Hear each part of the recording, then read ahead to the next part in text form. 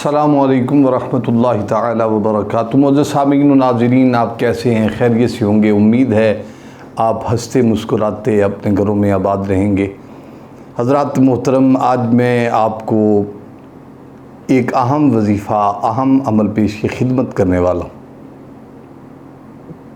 وہ عمل آپ کے ہاں ساری زندگی کام آنے والا ہے۔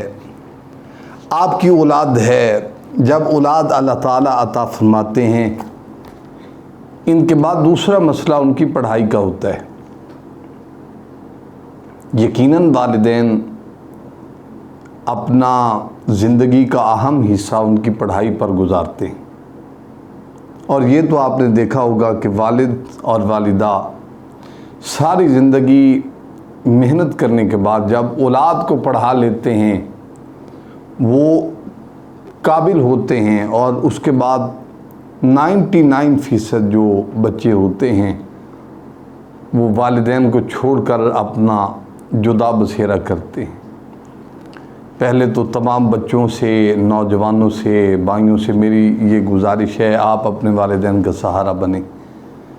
والدین عظیم ہستی ہے، اور اللہ نے قرآن پاک میں ان کا ذکر خیر فرمایا ہے۔ جہاں اپنی عبادت کا ذکر فرمایا، وہاں والدین کے ادب کا، والدین کے احسان کا ذکر فرمایا۔ وَبِالْوَالِدَيْنِ احسانًا، اور بنی اسرائیل سے بھی مخاطب فرمایا کہ والدین پر احسان کرو۔ دوسری گزارش یہ ہے میری کہ آپ اپنے بچوں کو پڑھانا چاہتے ہیں، اور بچے پڑھتے تو ہیں، ذہن میں اسباق نہیں رہتے، ذہن میں تعلیم جو حاصل کرنا چاہتے ہیں وہ ازبر نہیں کر سکتے، رات کو رٹا لگا کے سوتے ہیں، صبح بھول جاتے ہیں۔ جب صبح کو بھولتے ہیں تو ظاہر ہے اپنے اسکول اور کالجز میں جاتے ہیں، مار بھی پڑتی ہے، شرمندگی بھی لوگوں کے سامنے اٹھانی پڑتی ہے۔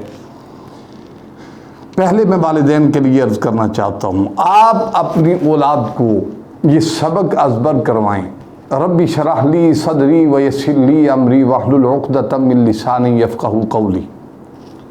دوسرا، ربی زدنی علما، ربی زدنی علما، ربی زدنی علما۔ یہ 7 بار آپ کی اولاد کی زبان پر یہ الفاظ جاری رہنے چاہیے۔ پڑھائی بہت اچھی ہوگی، ذہن بہت اچھا ہوگا، لائق ترین بچے ہوں گے آپ کے۔ ہاں، اگر نالائق ہیں، آپ سمجھتے ہیں کہ کچھ بھی کر لیں یہ ان کے لیے فائدہ نہیں ہو رہا، تو میں پھر والدین کو عرض کرتا ہوں کہ آپ ایک کام کر لیں۔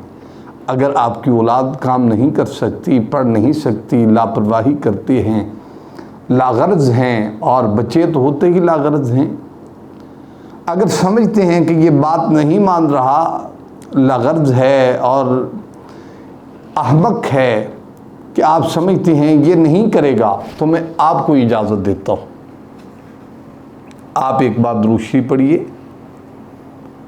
اپنے سامنے پانی رکھ لیں، چینی رکھ لیں، گڑ رکھ لیں، کوئی بھی میٹھی چیز رکھ لیں، سویٹس رکھ لیں، اور ایسی کوئی بھی چیز آپ سامنے رکھ سکتے ہیں۔